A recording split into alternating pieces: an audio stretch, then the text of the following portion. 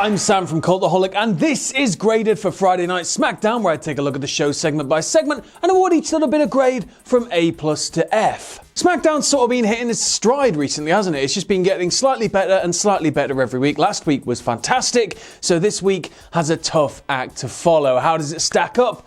There's only one way to find out, and that's to go and take a look. So without any further ado, let's crack on with it. Hit the intro.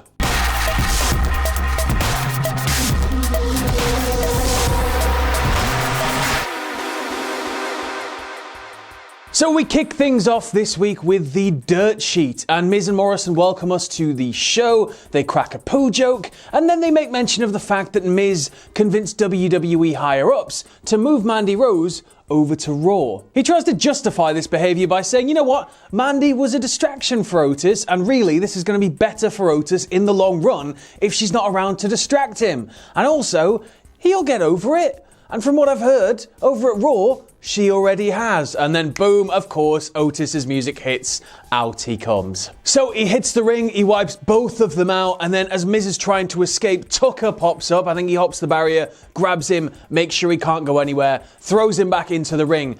At the same time, Otis grabs Morrison and just yeets him. Just straight up yeets him backwards, suplex style, over the top rope to the floor. That was absolutely bonkers. And then from there, the segment goes Caterpillar, Vader Bomb, strip Miz right down to his Y-fronts, and everybody laugh at him. Ha ha ha, tighty whities, goodbye. Now, I'm going to give this a C+. I thought it was a pretty good segment, but it wasn't anything really world-changing. Overall, though, it was a nice reminder of how good Miz is at getting under your skin, and I can't wait to see how this next twist in the tale develops. They may as well hot potato people from Raw to SmackDown and do weird little storylines like this while they're all running one venue. It just makes sense, doesn't it? When we come back from the break, though, we go straight backstage to Miz and Morrison again, and Morrison's a bit worried. He's like looking and they're talking, and he just looks stressed, and Miz is like, don't worry, I've got a plan. And then he picks up the phone again and he makes another call and he's like, did you get it? Was it enough? And then he sort of goes, okay, hangs up.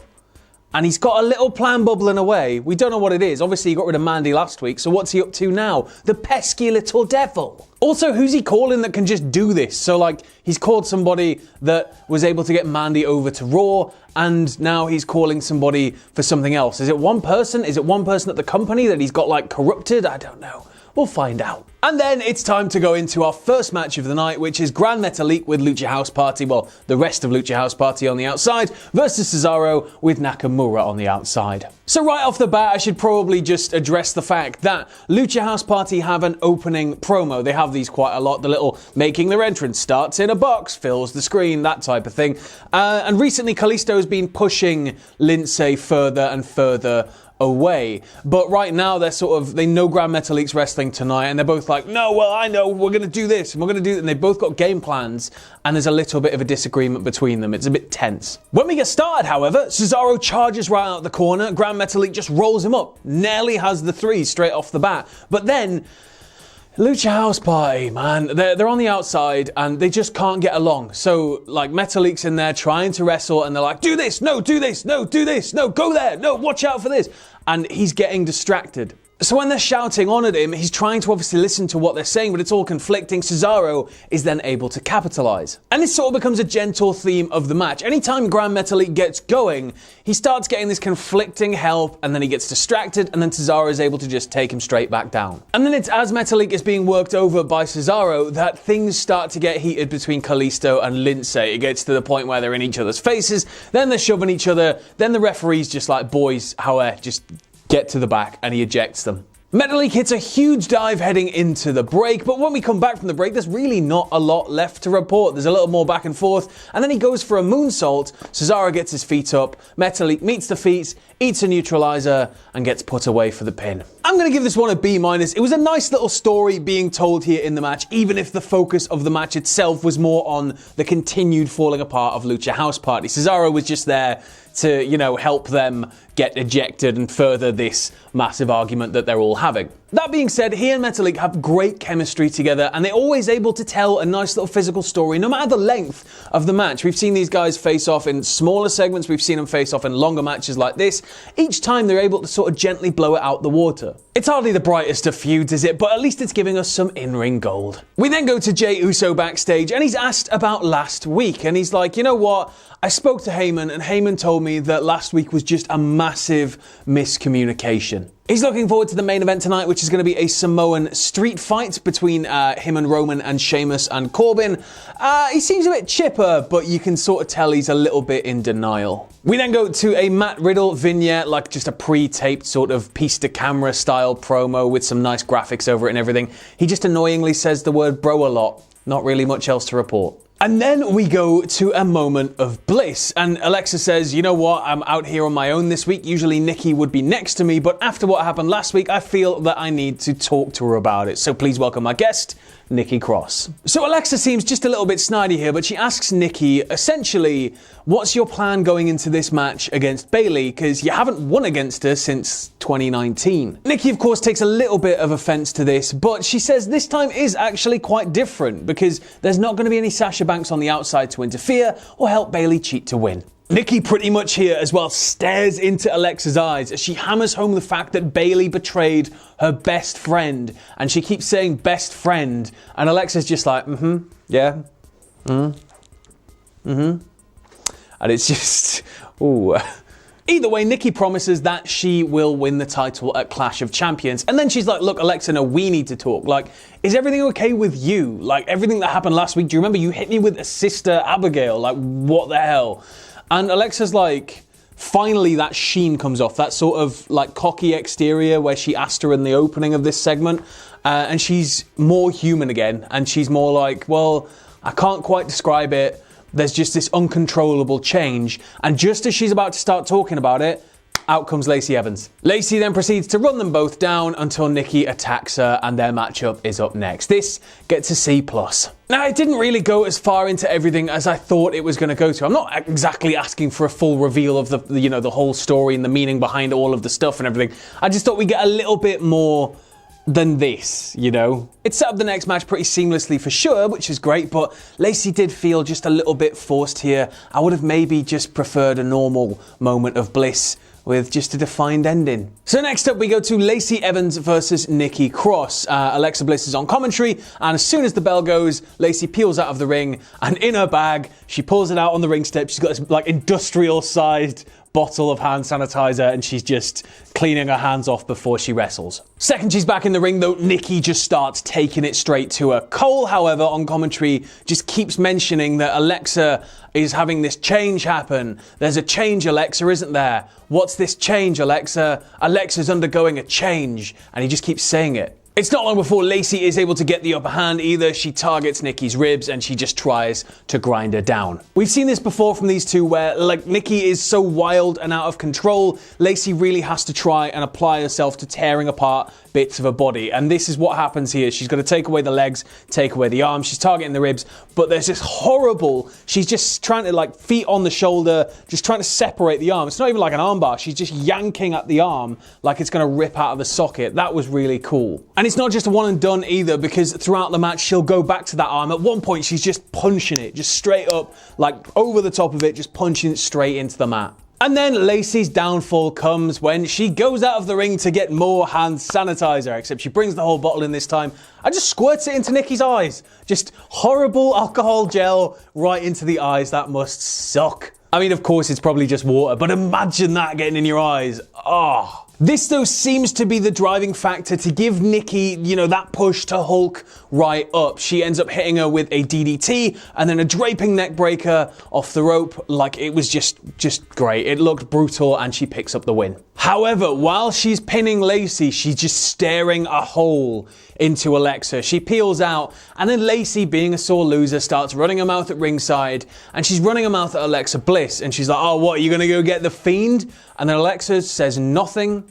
She stands up, and she just walks over to her, calm, looking up like she's not even looking at her, grabs her into her sister Abigail, plants her, Zombie walks out. So this is firm confirmation now that the word fiend triggers Alexa Bliss. And we've sort of known this, but at least now, like, Cole proper hammered that home. Well, when she said the word fiend, Alexa just, like, that sort of thing. So we know that that is something that's happening for sure. So I'm guessing there's going to be more and more mannerisms. Obviously the dreads are getting bigger each week, stuff like that. I just can't wait to see where this is going to end up. Now, I'm going to give this one a B. I liked the match, but commentary was painful at times. There was a lot of mentioning of Alexa Bliss undergoing a change. There was a lot of mentions of Alexa's new podcast, which is great, but it can be a little bit distracting. The ending was, of course, fantastic, but then I'm sort of still wondering, when we think back to Moment of Bliss, when Alexa was being sort of snidey, is that confirmation she's sort of rolling back into a more Healy persona? We've seen her back with the pigtails and stuff. Maybe that is true as well, because we've got confirmation of the feet now. Maybe also you do roll back to a former gimmick or a former mindset. But yeah, there is a beautifully edited video package here with Paul Heyman giving a voiceover about the Anoa'i family. There's not really a lot of ways to describe it. It's just something that if you can go check it out, it's really worth seeing. I thought it was pretty cool. And now it's time for Sasha Banks' sit-down interview, her first interview after Bayley Pillmanized her neck the other week. Sasha says that she heard every single word that Bayley said last week, and she is now sort of persistently haunted by memories of their friendship. She gets extremely emotional here, breaking down almost in full tears about it. It was really, really well delivered by Sasha. But she's not hopeless. She says that Bayley is an idiot, that Bayley is naive, and Bayley would be nobody without Sasha Banks. She then looks straight down the camera and promises that she's going to take that title from Bayley before smack! Bayley nails her in the back with a chair and she starts just wailing on her. She goes to Pillmanize her neck again, and it's not until staff jump in and are sort of like, whoa, whoa, whoa, whoa, whoa, get away. And then it all just sort of ends with this little standoff. This one gets an A. How could he get anything but a bloody A? Oh my God, Sasha Banks just dropping the fact that she's got amazing acting chops. I guess, you know, like she's got to. She's in The Mandalorian. I mean, yeah. I really hope we get more promo work like this, because that was solid, solid gold. We then go to AJ Styles versus Sami Zayn, and Sami is of course annoyed once again for not being announced as champ. AJ is then able to just jump him, and the match starts there. There's almost an immediate clash until Zayn escapes to the outside. Back in the ring, they sort of keep each other at arm's length, but then there's an attempt at a haluva kick on the apron. AJ ducks it, and Sami nearly just blows his leg out because he obviously collides straight on with the post. When we come back, Sami has got AJ in the corner, but AJ manages to escape. And then we've got this nice little section here with some solid reversal work, just back and forth. Really nice little phase of the match here. The pace from here just ramps quite steadily. There's an awesome Blue Thunder Bomb, possibly the cleanest one you've ever seen. And then there's a brutal exploder suplex from Sami to AJ into the corner. AJ just like landing in a mess on the ropes. But after a missed haluva kick and then a bit of arguing with the referee because Sami goes for a pin, tries to use the tights as leverage, AJ rolls him through and uses the tights as leverage to get the win. But it's not over yet, because Jeff Hardy then emerges. He wipes them both out, grabs a ladder, gets in the ring, gets on the mic, and essentially says, however, triple threat ladder match, clash of champions, let's work out who the real champion is once and for all. Put a stop to all this nonsense. I like your thinking, Jeff. I like that you're quite a direct man. I think you're just, yeah, solid. Why aren't more people in wrestling like you? This one gets a B+. You know what? It was a great little match, this, and you couldn't really tell that Sami has been away for such a long time. The guy has really, really just taken back to the ring like a duck to water. I think the blow-off at Clash is a really good way to move this forward, but I don't think we've actually seen the best work from these guys yet. We then go to Heavy Machinery, who are backstage, and Otis and Tucker are just talking, and then this guy comes up and he's like, hey, are you Otis? And he goes, yeah. And he goes, you've been served. And he hands him an envelope. So I just want to make sure that I get this right, but yes, he is being sued. And who's he being sued by? He's of course being sued by Miz and Morrison. They are claiming emotional distress and an unsafe work environment, obviously stemming from that opening segment. And then they're claiming money in the bank neglect, which is of course the worst thing a human being can be accused of.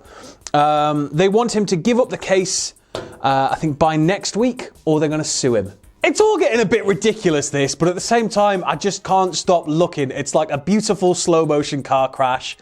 What's going to happen next? We then go to Corbin and Sheamus, who are backstage, and they're just chatting, and then a security guard goes to walk past, and Sheamus is like, oh, hang on.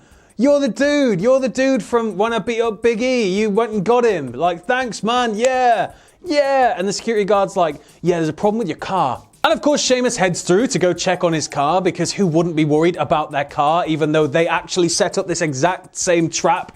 God, Sheamus, come on. So yeah, he walks through the door, Big E's there, he immediately runs away, and then Big E's like, hang on, you're the guy that set me up, aren't you? And then he proceeds to beat him down, takes him up onto the bonnet of the car, and all of the referees are around and just like, no, and he just picks him up, plants him through the windshield. He goes to put him in the boot of the car. It was just, what's he gonna do there? Like, is he just gonna kidnap him, hold him, ransom? Like, what's gonna happen? But yeah, Adam Pearce interjects and he's like, you know what, no, like, Big E, we need you to leave the arena, please. Just, we know you're stressed, we know you're emotional about this whole thing. Please just leave, okay? But this was a nice little segment, so I'm going to give it a B+. And then we go to our main event of the evening, Roman Reigns and Jey Uso against Corbin and Sheamus, and Roman comes out first. He's actually here on time this week, and he comes down and he's like, this is my yard, my island, my ring, my WWE, come take it. And then when the match starts proper, the heels are almost immediately yeeted to the floor, with Sheamus and Roman going back and forth. Pretty quickly as well, there is a brutal deep six onto Jey Uso from Corbin, just onto the floor. You've seen the momentum that move gets, people. Just boo onto the concrete. That must have sucked. So yeah, Corbin lays him out, grabs a chair, gets in the ring, goes for Roman. Roman gets it off him and just starts swinging for the fences. He goes to the outside, lifts the apron up, goes to get a table, and Sheamus just bang straight into the skull with a driving knee. It looked brutal. Roman is then sent on a little holiday over the announce table, and then the heels get back in the ring, turn their attention to Jey Uso. They set the table up, and Jey fights valiantly, but he 100% ends up going through it, of course. Roman then just launches one of the chairs from commentary at Corbin, and then Sheamus gets Roman up onto the announce table as if he's going to try and put him through it. Roman reverses it, but the table doesn't break. Roman and Sheamus then end up doing a little bit more back and forth on the outside. Roman spears him straight through the barricade, and just as it looks like he's there and he's ready to capitalize, Corbin just jumps in, smothers him straight away. But Uso, using his brain, it is a street fight after all, goes and grabs the title from ringside, lays out Corbin, Roman hits him with a spear, and then he comes in with the splash and picks up the win. Now, the title is on the floor next to Jey Uso, so if you imagine if you're looking at the screen, Roman is on the left-hand side of the ring that you're looking at, Jey is on the right. Now, about 3-4 feet to Jey's right is the Universal title in a heap on the floor, because Jey has just used it as a weapon. Roman is sort of looking at the title and looking at Jey, and you can't really tell whether he's just annoyed that he's used the belt and disrespected the belt, or you can't tell whether he's worried that, you know what, like, Christ, this guy could take that belt from me. He just keeps looking from the belt to his cousin. Jey then, of course, being a babyface, picks it up, pops it on his shoulder, goes to give it back to Roman, jokingly strikes a little pose with it, and then hands him it back, and Roman's like, yeah, buddy, yeah, And then, Jey goes up the ramp. Second he turns his back, Roman's entire face changes. He just looks really, really pissed. I'm going to give this one a B-. It had a bit of everything going on. It was a great closer to the show, even if the entrances took about 5 years. It had thrills, it had big moments, it had drama, and we even get that juicy carrot dangling there at the end of Roman's expression changing. It did everything it needed to do. It set up everything it needed to set up. So yeah, nice little match. Definitely worth checking out if you're on the fence about watching SmackDown this week. Overall, I'm going to give this week's SmackDown a B-. As I said in the intro, it just feels like SmackDown is hitting its stride again. We went through a bit of a dip, but now it just seems that we're running on all cylinders. It's really nice. The Sasha promo alone was worth the 2 hours. AJ versus Sami was great. The main event was great. We had more character development courtesy of Lacey, Nikki, and Alexa. And of course, Otis is about to be sued, so next week is shaping up to be a pretty exciting episode. But yeah, what a bloody crazy week. This has been Graded for SmackDown. What did you guys think of the show? Let us know in the comments below. As always, stay safe, and I'll see you soon.